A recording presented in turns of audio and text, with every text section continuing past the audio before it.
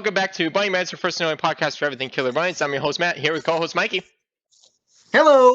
And as a guest today, we of course have, wait, who do we have, Mikey? Chris? Chris, wow. I'm still waiting for cake batter. Chris is still waiting for cake batter just like the rest of us. Hopefully not waiting too much longer. There was a site from Canada that had a pre-order date of March. So we're hopeful. We trust the Canadians? To be determined. Historically, external sites with their pre-orders have been inaccurate, but we can hope. We can hope. March is approximately where we were predicting, so I'm hopeful for this one. So we will see. We'll probably start talking about those cards in March once Ultra Pro sends them to us. Okay, but what are we talking about today, Mikey?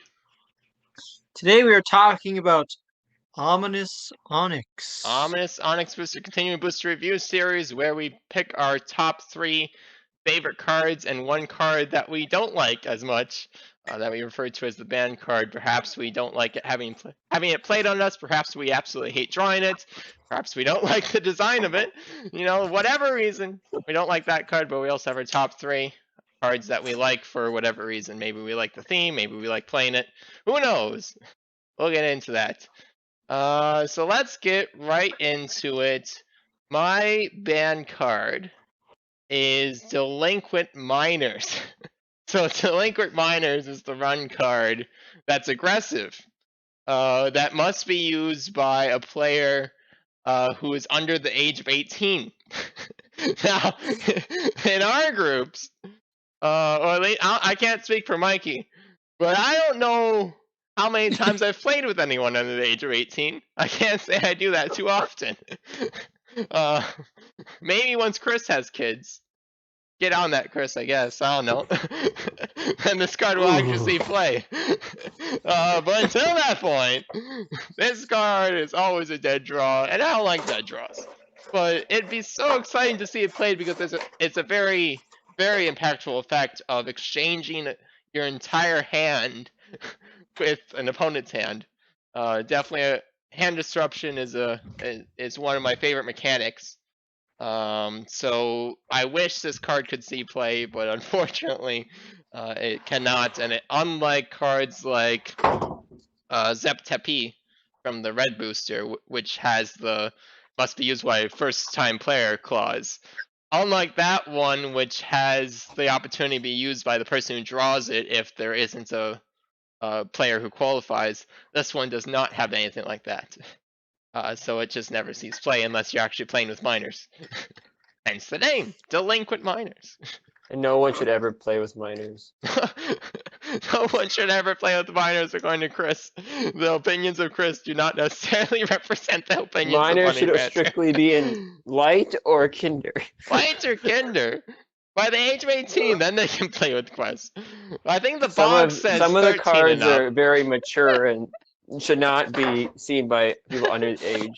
Yeah, especially those celebrity bunnies. Samantha, no! But I believe the box says 13 and up, so there's a 5-year period where you can play this card. Congratulations. So a 13-year-old should be looking at Samantha, is what you're saying? I'm not going to make any comments on that. Oh boy. You're forgetting about sunburns, so... It's okay. Oh. At least it's not Odyssey. Hey, so it must be a California thing. I don't know. Us Minnesotans and North Dakotans up here don't like all these revealing images, even though they would be viewed as harmless. As maybe in California, but you're in Minnesota. Exactly. So that's my ban card, Delinquent Miners. What's your ban, Chris? I chose Bunny Bud. And for those of you that actually take the time to read the cards, you still don't know what Bunny Bud does. So I'll let Matthew define it for you. Well, it's true. I doubt anyone has ever seen this card played. If you have, let us know, and we'll be sufficiently impressed. Mikey, do we still have the Swiffer to give away? Yeah, we do! Amazing! We might send you a Swiffer, signed by Mikey. Who knows? But Bunny Bud is an aggressive run card that may be used once by a player to sacrifice one of his yellow enlisted ranked bunnies to eliminate an opposite ranked bunnies. Why? Why would you? I understand that it's a movie reference of some sort. I'm not cultured, so I don't know the reference. Mikey, do you know the reference? You're the reference guy. According to the Killer Bunnies fandom, Bunny Bud parodies the novel Billy Bud by Herman Melville, Okay. who also wrote Moby Dick. Okay, parodies a novel. Okay. So it probably has some thematic reason for existing, I'm sure. Now, to be really, really fair, if we ever get a day where we get yellow bunnies that have attached ranks to them, I see the applicability to this. But to say you're going to draw your perfect enlisted and then magically have the yellow, and then your opponent magically draws the rank, I mean, it's like pulling off a Bunderground or something. That's true. The Bundergrounds are actually easier to pull off than these. There we go. I mean, you might as well. False advertising from Bunny Banter for a long time. There is a card that is more difficult to pull off than a Bunderground station. Hooray! Well, we found it. It's essentially a dead card in your hand for a long time, or you're gonna waste tempo to get rid of it. So that's why it's on my ban list. To be fair, at the time of its release, it probably was somewhat relevant. Because at that time, this would have been quest starter through Onyx before Conquester was added, any of that nonsense. The deck was more dense with yellow bunnies, right? You didn't have as many specialties. You didn't have as many British bunnies. We just add the celebrity bunnies, I guess, at this point. But still, you were more likely to have a yellow bunny than you are today, strictly speaking. And you're more likely to have ranks in play than you are today. And you're assuming that you're the one that gets the enlisted, and your opponent gets the actual opposite. I mean, come on. Right, that's an assumption to make, but it does. It's still garbage. If it's the opposite way around, then you're happy, right? Because then you have the opposite rank, and your opponent has the enlisted rank, and you're just happy.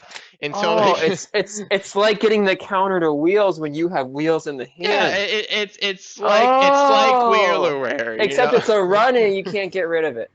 Right. Okay, if we're gonna be really fair to the card, then it should be a special or a very special. I could see it. I could see it. But then you have a very special eliminate, which eliminate on very special is rare. But yes, I could see it. Well, I would just like to point out that actually this card is not a run; it's an un. Oh yes, according to the it is an un card, yes. Which is why it's a ban card, because it's an un. Maybe they should unmake it. Un card. As opposed to none cards. Okay. So yeah, that's Bunny Bud is a interesting card. It took us a while to figure out which card we were trying to think of, because this is the card the notorious card from the Onyx booster that we're just like, this card is never going to be played. There's cards that we'll say, maybe if so-and-so happens, and if this condition happens, and then when this very rare scenario happens, and the 1 in a million chance, then we celebrate that it actually happened. This is not one we celebrate. This is not one we celebrate. It's like, oh, that's never going to happen. Why am I playing ranks? Do you know what else eliminates officer ranks? Weapons. Do you know? Weapons! Whoa! Wow! Amazing! I wish I could eliminate weapons. Oh, I can.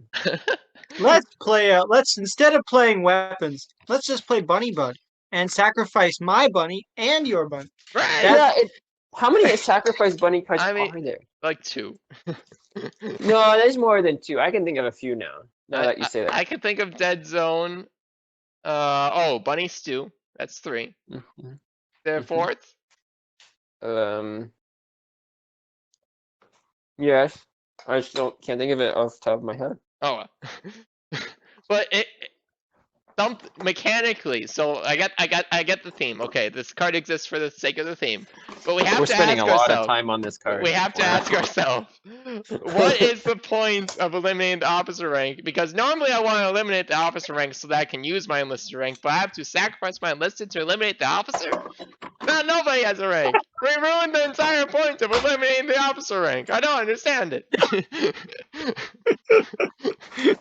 Bunny Bud. At least the officer rank doesn't have to be a specific color, otherwise this would be very difficult. I think Bunny Bud actually might go on the list of worst worthless cards. It might be in the top 5. It very well could be. I'd put it there. I'd put it there. It's in the top 5. I would be hard pressed to find, as long as you don't count Underground as separate cards, and so just say collectively. I put Bunny Bud above Underground. Oh, of course. No, Oh, yeah. I'm not arguing that. Oh yeah. That was just an example of collective failure on Jeff's part. I wouldn't call it failure. There's a place for weak cards. This is an excellent target for topper and rotate. There's a place for weak cards, but there's not a place for clunker cards. Maybe. And those are clunker cards. Maybe. Especially with the circles, I think they have to run them through. Oh no. Well, moving on. What's your band card, Mikey?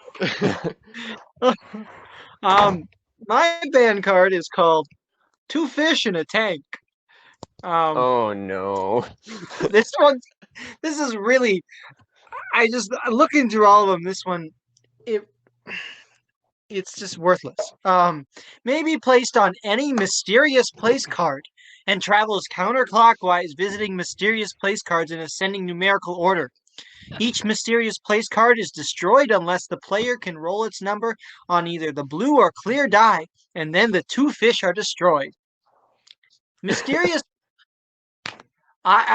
In my opinion, I know that Mysterious Place can do something, but for the most part, Mysterious Place are worthless. So why do you want to even spend a card to try to destroy someone's Mysterious Place? You're just wasting the space in the run. It's just, I don't know if it's as worthless as Bunny Bud, because it actually does accomplish something. I mean, you could get rid of somebody's Mysterious Place, which eventually could change the outcome at the end, which is nice, but still. Also, I've never seen probably more than 3 Mysterious Place cards in play at a time, so it's not like you're gonna have this fun little thing where it goes, ooh, now it's number 1, and then it's number 2, and then it starts over again at the beginning. I just think it's dumb. The only application I would see, and it's a rare circumstance anyways, is if last year, if I would have gotten the current year, where I become a more dangerous because I have a specific mysterious place. If it's actually the current year one, and the right person gets it, that's scary, because then it's a 1 in 24 auto win, essentially. Well, first you have to have the Mysterious Place to be relevant, and then that seals the potentially winning Zodiac. So yes, it eliminates that small edge case. Mm-hmm. There's one I guess redeemable quality about this card mechanically.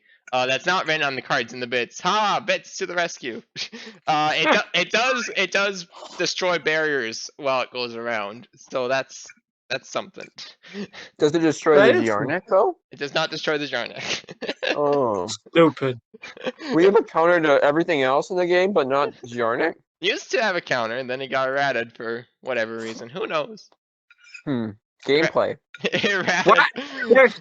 There's the one counter to the Jarnak disappeared? Yeah, well, it had the counter while it existed as a promo of being surrounded by barriers to eliminate its effect, but that was taken out once it was released in the chocolate booster, so it doesn't exist. Poor Mikey. Bring it back! Bring it back! No. I don't think we can just do that. Well, maybe. No, I don't think we can, though. Well, anyways, 2 fish in the tank does eliminate barriers, so at the very least, it's as strong as the termites. Yay! So there's that. But yeah, so Well, you're assuming it actually moves in a circle and not just to one player. Well, it does move counterclockwise, so any players in between them will crash the barriers. But I guess so. But there does have to be 2 mysterious places in play, so. Yeah, And if nobody has a mysterious place, then this card is worthless. Sure. And then you just have to waste a turn to get rid of it. Sure. Yes, I'm not saying it's a good card. I'm just saying it's at the very least usually a termites. And that's worth Also, something. the art's not the greatest on it either. Just saying. Well, it's referencing a joke, you know. Ooh, that's a low hit. Do you know? We haven't even talked about Samantha yet. Do you know the reference? I don't know the reference, Well- and it doesn't tell me the reference well, on fandom. It was 2 of Jeff's fish that he had as a kid. No, there's a joke that goes, there's 2 fish in a tank and one says to the other, do you know how to drive this thing? Because they're in, you think they're in a fish tank, but they're actually in a, oh, they're in an army tank. Tune in next time where we go over the references. Haha, we did that once. Anyways, those are the band cards. Those are the band cards. And as you'll see as we get into the top 3 here, Onyx Booster is very unique in that it has some very weak cards, and it has some very strong cards. And that is, it's very unique in how it's balanced like that. You know, most decks are average all around. You know, you have some weaker ones, you have some stronger ones, but it's mostly average.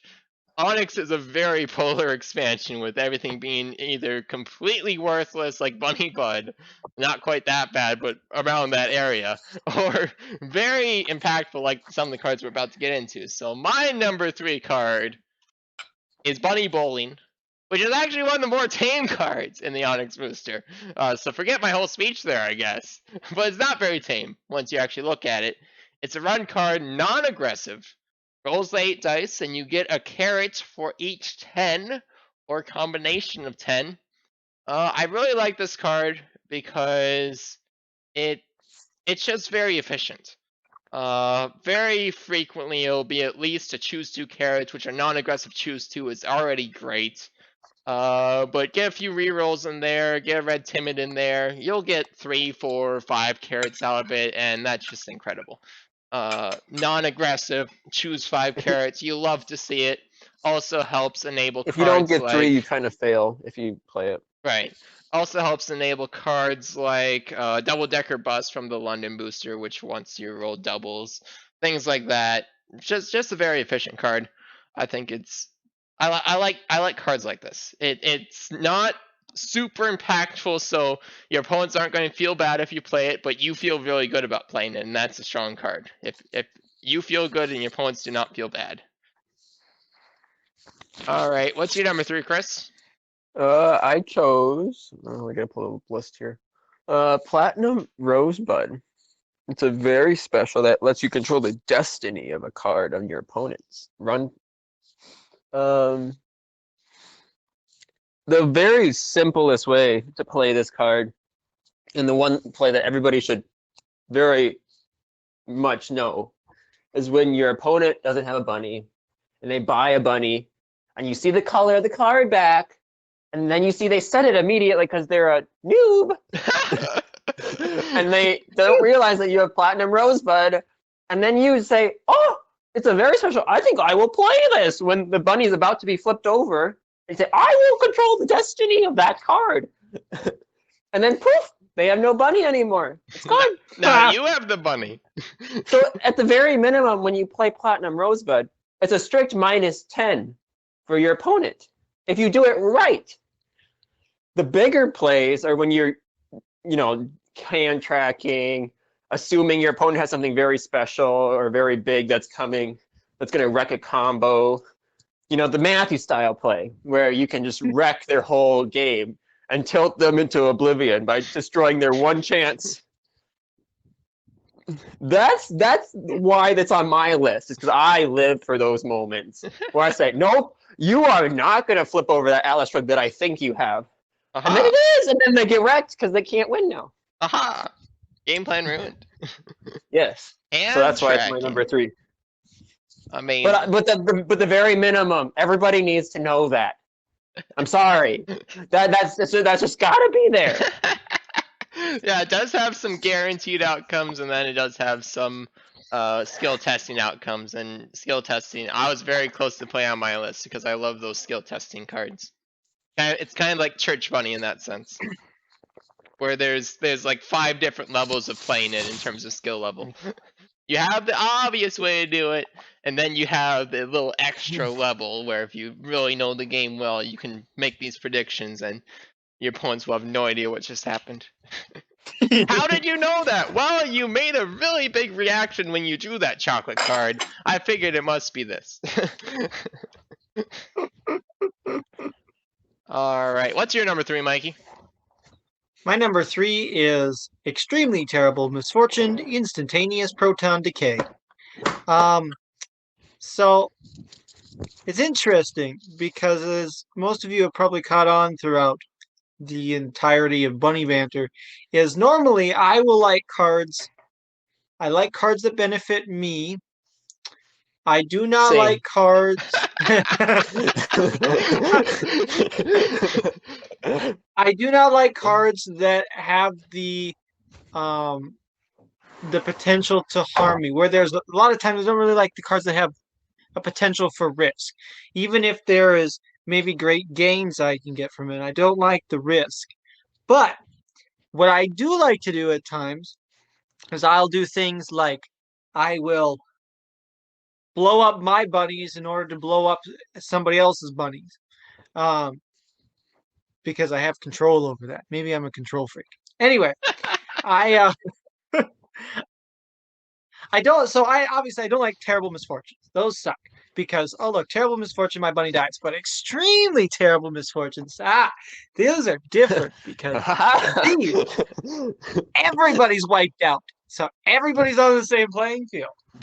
So I actually do. I particularly like extremely terrible misfortunes. I think it's a really nice way, like I said, to level the playing field. If somebody is like Matthew and just starts has 100 different bunnies and you sit there and you have 2, it's a really nice thing to draw one of those. Wait, you have 2 in Boy, that Matt- situation? Matthew's having a bad game if he's got 2. I let you have 2? What?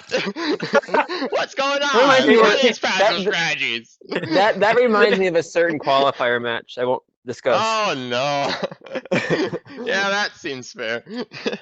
Yeah, that seems fair. Wink at the chat. Sorry, go ahead. That was a good Sorry, no. game. In this situation, they're Kinder Bunnies. That's why I have 2. This is back in Matt's Kinder Protection days. Oh, okay. Then that makes yeah. sense. So, but that is a wonderful thing. Being able to wipe out your opponent's bunnies, even if you wipe out your own. I like that. So I really like the addition of this extremely terrible misfortune that just kills everyone. I'm also a huge advocate for the extremely terrible misfortune. I was very close to playing at my top 3. I can't imagine how there are some groups that take the extremely terrible misfortunes out of their deck. Because I just imagine the nightmare scenario of full freight train that has no answer to it. Because extremely terrible misfortune is one of the answers that you need to have in the deck to deal with it. Choo choo! Gotta break some hips if you don't want the train to hit you. That's right. Once a player gets into extreme freight train, there is really no solution besides the cards like extremely terrible misfortune. So I'm very glad cards like that exist.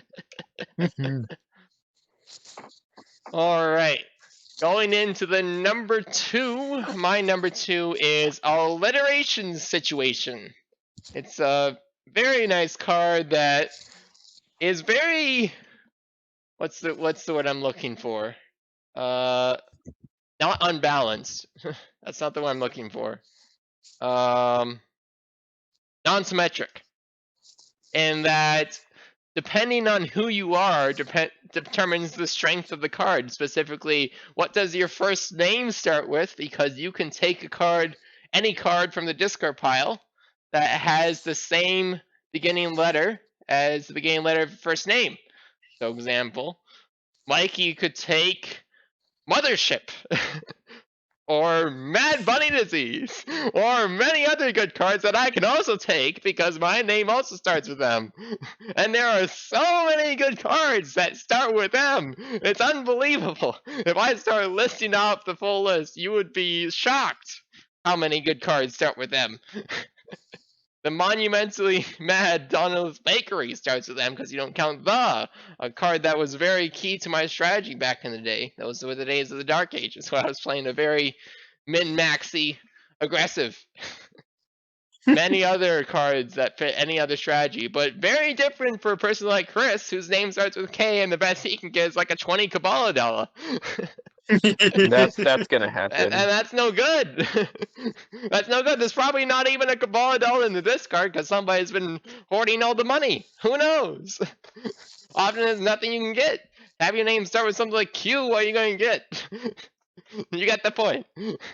It's a very non-symmetrical card, which means it follows Mikey's philosophy of, hey, this benefits me, but it doesn't benefit you. I like this card. Mine looks like a Mikey list in this episode. I did that 2 episodes ago, too. I think we switched roles halfway in between these booster reviews. Usually I'm supposed to be the one picking the extremely talentless fortunes. But no, I picked this card because it benefits me and doesn't benefit Chris. And very importantly, this card has the yellow ball with the red stripe on it, which perfectly balances it.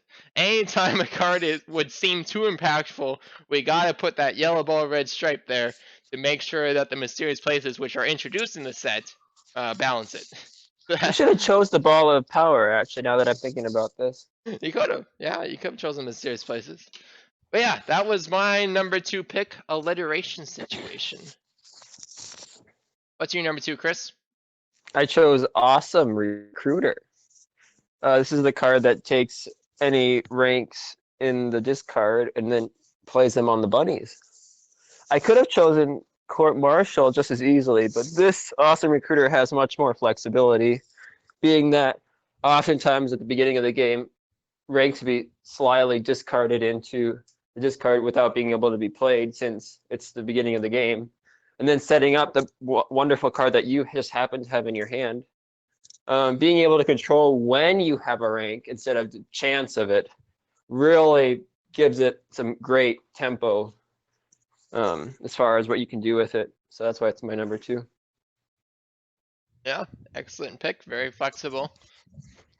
Does require all ranks, so does make sure you have enough bunnies in play, otherwise you're giving your opponents ranks. But other than that, yeah, usually it's 1 or 2 when right, you play. Yeah, it. usually there aren't significantly many ranks in the discard, so it's usually pretty safe. And Court Martial's definitely, it does a similar thing. Right. Yeah, it eliminates like one rank. Yeah. If you give yourself a rank, you can probably eliminate a rank. Right. Or you can just eliminate the ranks and then put everybody back to even. So it's either everybody gains power or nobody has it. Right. Yeah. It's a very swingy card. Very much swings the board, which is very it hits impactful. hard. It does. Speaking of swinging cards, what's your number 2, Mikey? No. My number 2 is Extra Super Pink. That's not a Mikey pick. What? You didn't Mikey, pick that Super card Red, benefits Mikey? your opponents.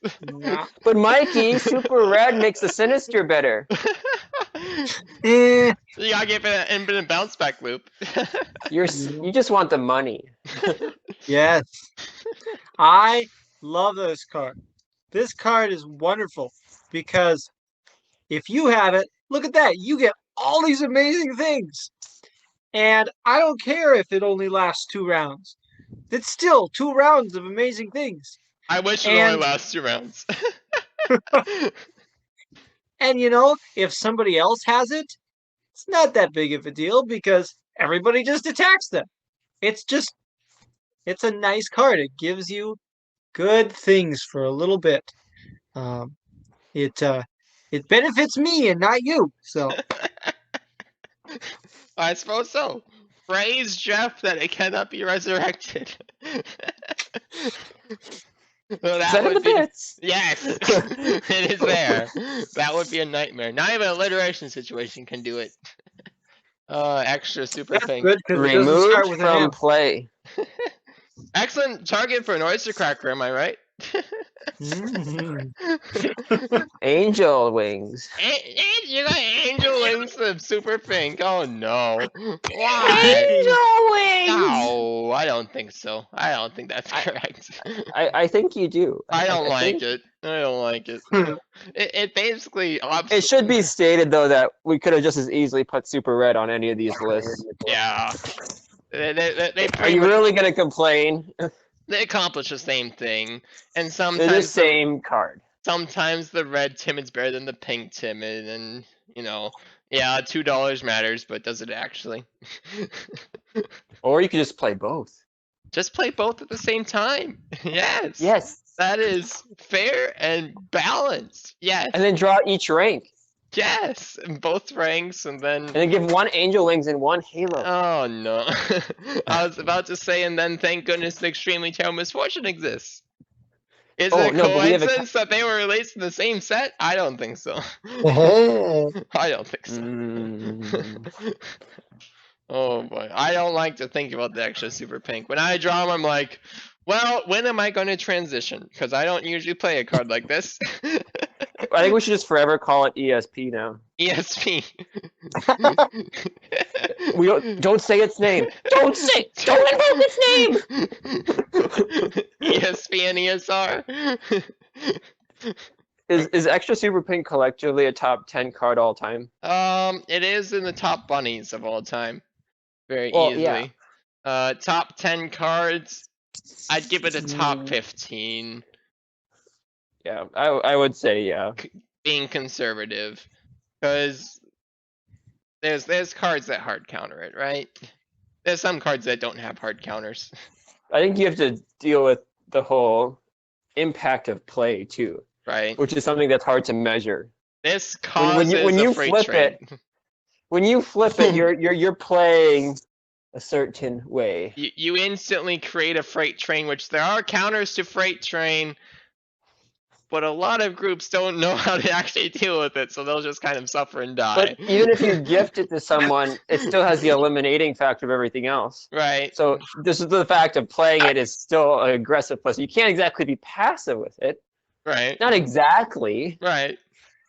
Well, So I'm trying to remember the 3-player game with Frank Mikey, the one with whisk cycling. Didn't I give out a extra super pink or something like that, or was it just a regular pink bunny?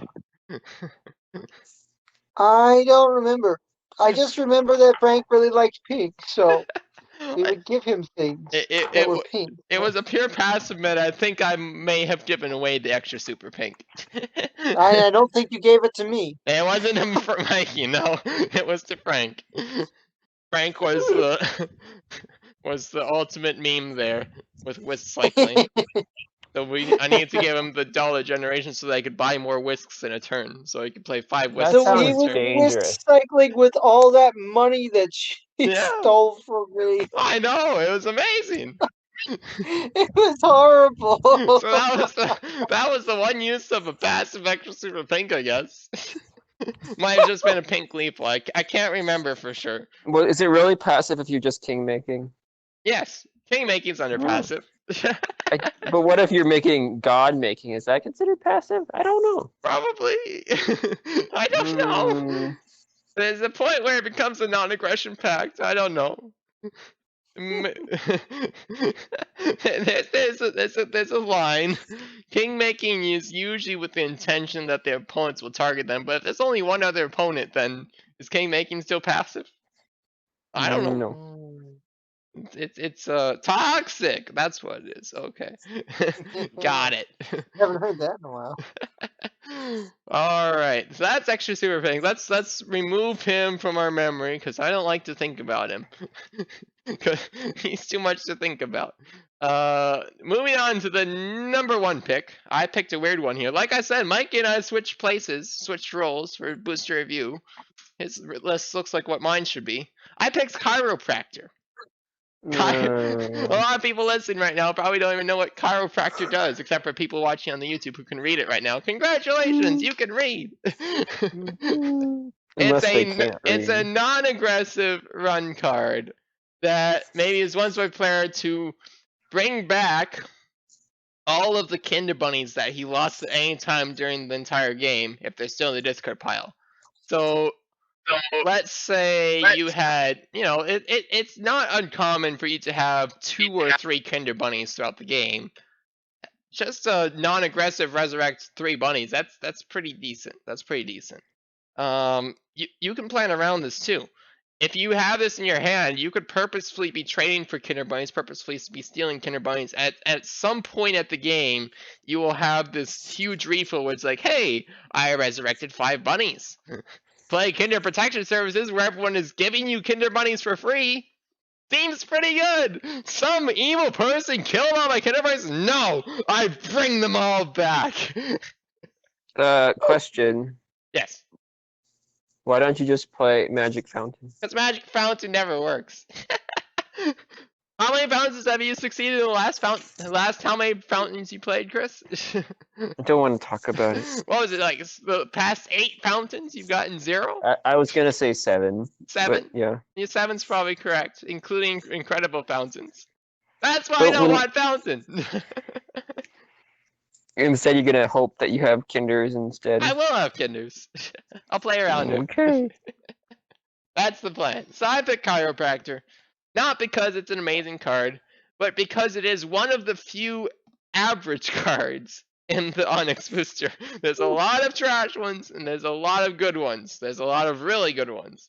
There aren't many average ones, and sometimes you need that average card to play to fit in certain strategies within certain groups.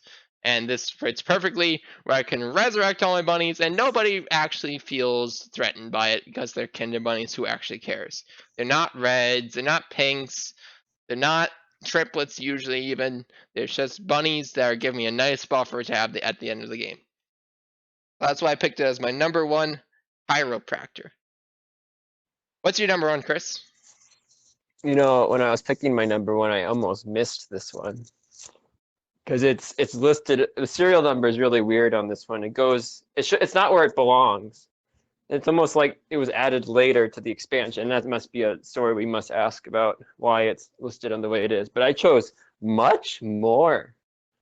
It's a run card that takes people's stuff and a lot of their stuff, as long as they have much more. The really easy way to play this is when you're really bad at the game and you play it, and then you just take a bunch of stuff for free because you didn't work very hard at it. That's what most people play it as. I, however, play to use it. So, I have $80 saved up. Maybe I'll just buy carrots now. Oh, I don't have money anymore, but Matthew has like 200 because he had the super pink. Happened? Huh. So I think I'll just take, half of that. Oh, thank you. More money for me. It also is a really great way to get out of situations that you really didn't anticipate, like wheels or, Bankruptcy? really big bankruptcies. That's what I was looking for. Thank you. And those big power cards that just take your stuff, like pawn recall, or anything that just takes everything. Poverty. You can play poverty poker, have your opponent take all your stuff, and then troll them with much more. It's pretty fun. Mystery urn. Oh, Robin Hood. yeah. Leave keratin. Yeah. Yeah. That Much works. more. I put much more in my top 5, I think. Or close. It's in the top 10 if Super Gleeful is in the top 15. Again, I always choose one card that everybody needs to know how to use. This is probably that card. It's a notably less relevant card when playing with higher player counts. So that's something to note. It's a game-winning card in a 2-player game. It's a very good card in a 3-player game. Okay card in 4 players, and anything beyond 5, But you might not I would actually say, get to play it. yeah. Because, I think if you're in 4 players or less, you can easily make it happen. yeah. 5, you can probably make it happen, but you're going to get less advantage. 5, you can make it happen if you have a very experienced player in a group of not so experienced players. It's a good way to punish skilled players. Because somebody has to be really far ahead to make it actually work. They have to have double of anyone else. And then once I'm it so actually does work, it's divided evenly, so you're not actually getting huge benefit out of it. The main benefit is actually at that point is just reducing the opponent back down to a even level. 2 players Two players game win winning. condition. So your player Yeah. plays Atlas Shrugged. Haha. 3 players probably as 2. Yeah. Probably. Yeah, very easily. I believe the lore with, well, at least what I predict. I don't know if I've ever heard Jeff tell this story, but what it seems like the lore is with why is it at the end of the booster in terms of card IDs. Every booster until this point always said, hey, we include this card, this card, this card, and much more. And Onyx booster was finally this card, this card, this card, and finally much more. So they finally included the card much more after all the false advertising from before. So they put it at the end of the booster, and that's where the much more was. Just like it was always supposed to be. So I think that's the joke. Uh-huh. There might be more to the joke than that, but that's what I understand. But Very, if you have very to good card. explain a joke, is it really a joke?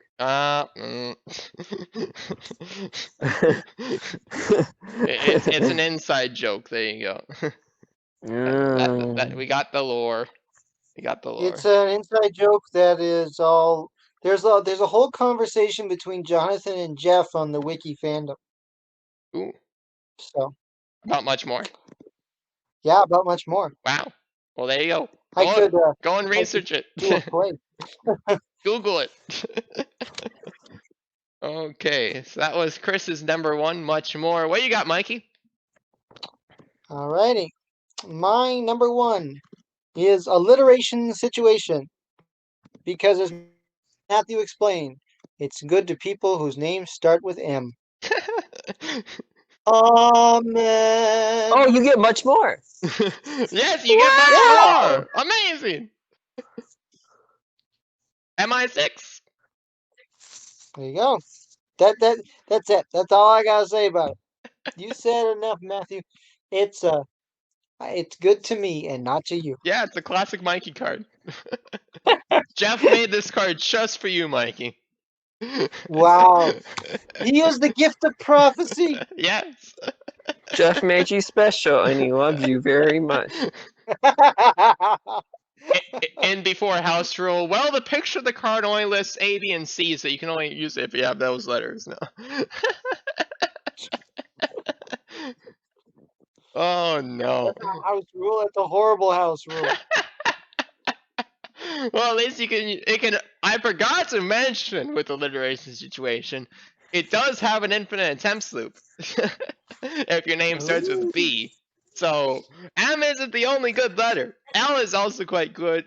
B is good because infinite attempts loop. There's a few other amazing ones. M just happens to be extremely flexible and have about 20 very high value cards attached to it. Alright. Get on balance with that, Jeff. We need the exact amount of cards for each letter. I need more to get with X than just Xanadude. Oh, poor Xavier. Oh, dear Lord, if your name was Xavier. I think there's a few more than that. There was one letter that literally didn't have one at some point. Like as of Caramel Booster, I'm trying to remember which letter it was and if that has been Quincy, no. fixed. It might have been Q? Yeah, there's that. no. There's that free agent card that No, does. I don't think it's Q. Yeah, you got QCP. Oh, that doesn't count. Well, that's for anything. great. That doesn't count for anything. Oh, poor Quincy. Now it has to be discarded. Y would be the letter, I think. I think it might have been Y. But I believe that's been corrected in a recent booster. I have to check which card they can get because that's Yak milk. That's a feels bad. But yeah, that was Mikey's number 1 alliteration situation. So that was booster review for the Onyx booster. We are back officially. How many weeks break did we have there for the holidays? 100? 100 weeks? That doesn't sound right. Like it. I Let's kept see. waiting. We had an episode on Christmas, so it's been exactly 1 month. Okay, perfect. Well, 4 weeks. There we go. It was 4 Wow. weeks. We took some holiday. I got the stomach flu. Wasn't Corona, thankfully. I got Corona. Mikey got Corona. Oh no! My whole family got Corona. I felt like my eyeballs were gonna fall out of my face, which Oh apparently is a no! symptom. Oh no! Is the But eyeballs I'm falling out the okay now. face is a symptom or just the feeling? Just the feeling. Okay. Okay. I was worried there we'd have to make a Bunny Banter announcement that Mikey is officially blind. There you go. You just gotta get good and keep playing Killer Bunnies. He still sets cards better than those that save tube delay, though. I've practiced playing blind. It can be done. It can be done. Just in case, you know.